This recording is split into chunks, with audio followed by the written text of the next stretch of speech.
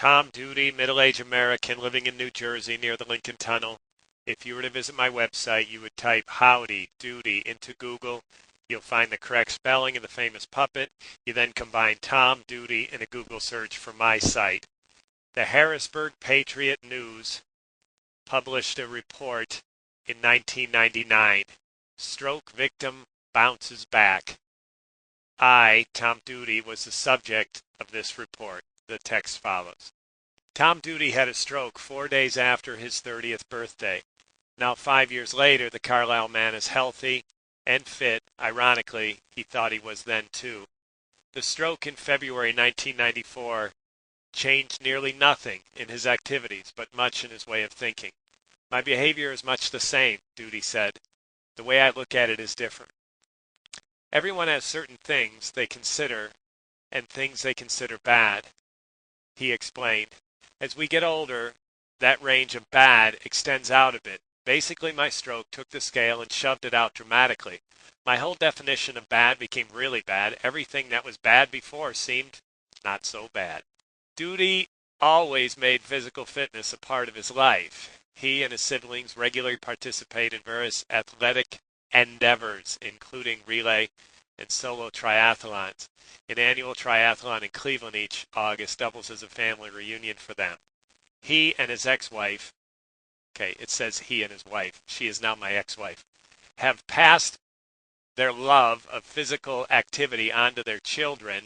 The newspaper reported my children's names. At the time, there were 3 of them, now 2 surviving, and I've blocked out the names. Fitness doesn't take a back seat with his family, he explained. When our family activity goes down, our psyche goes with it. The converse is also true. One of our favorite activities is bicycling. Doody, Quality and Regulatory Operations Manager at the General Mills plant in Carlisle, rides his bike to and from work, a 4-mile round trip. He even bicycled to work one morning after fainting, a warning sign to his stroke.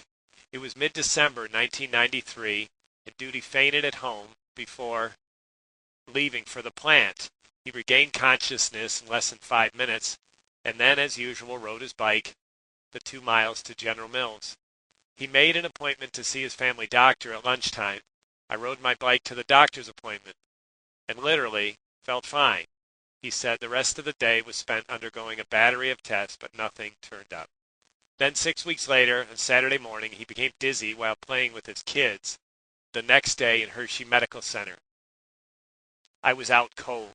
I remembered hearing he only responds to deep, painful stimuli. I was curious as to what that was, he said. He later learned it meant rubbing the breastbone with knuckles. What is affected by stroke is determined by what area of the brain the stroke hits. Doody's was focused on a special part of the brain that controls his consciousness. His memory, speech, distance, balance are intact, but he could not remain awake and alert. For the first 48 hours, I had momentary consciousness. Then I had limited amount for 14 months. After 2 weeks in Hershey, Doody was transferred to Hershey South in Mechanicsburg. He then took part in the Young Strokes program, a special aggressive rehabilitation program for people who are categorized as young because of their lifestyles. I walked into Health South, he said. I far exceeded fellow patients on the floor in my abilities, but soon became aware of just how much some of his abilities were impaired. After being in Health South a week, he and his ex-wife flew to Florida, visit his terminally ill father. I was not able to cope with the outside world. It was so taxing, Doody explained. In rehab, life is good because it's a very artificial environment.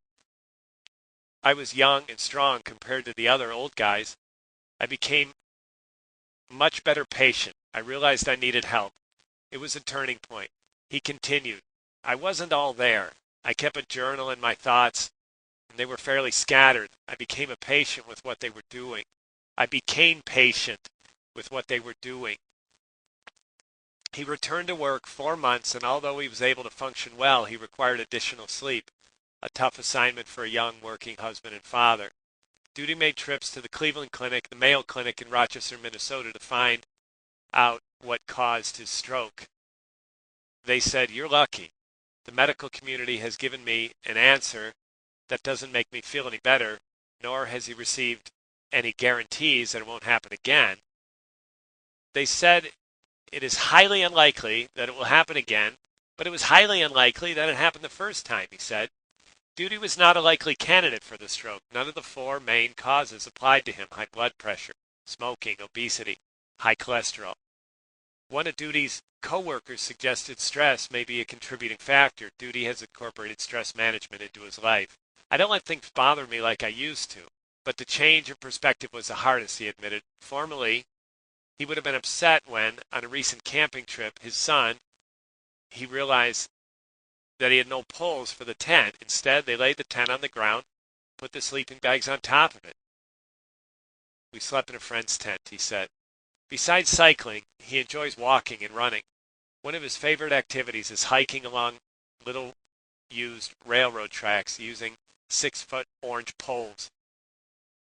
"It's like I'm on a balance beam," he explained. "My heart rate goes up, and it's an excellent form of aerobic exercise. It's also easier on my feet and ankles and shoes. I do a lot of things that are different," he added. Doody feels his biggest personal accomplishment is his family's participation in the National City Bank Triathlon in Cleveland each summer. Family and friends gather from all over the nation to run, bike, swim together on teams. "I'm passionate about it," he says. "Even the event is telling of my values and goals, and my families and friends clearly have my values. I have no doubt that if I died tomorrow, my family would be getting together 10 years from now in Cleveland." Tom Doody's tips for improving your physical fitness and attitude: look forward instead of looking back. The phrase "I'm going to get back out of shape" should be omitted from our language. Build activities into your life. Set personal baseline for physical activity and don't go below that. A 30-minute workout should take 30 minutes. Give serious consideration to what causes stress in your life.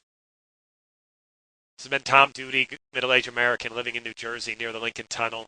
If you were to visit my website, you would type "Howdy Doody" into Google. You'll find the correct spelling of the famous puppet. You then combine Tom Doody in a Google search for my site. Thank you for listening. Have a good day, good evening, or restful night's sleep. Ciao.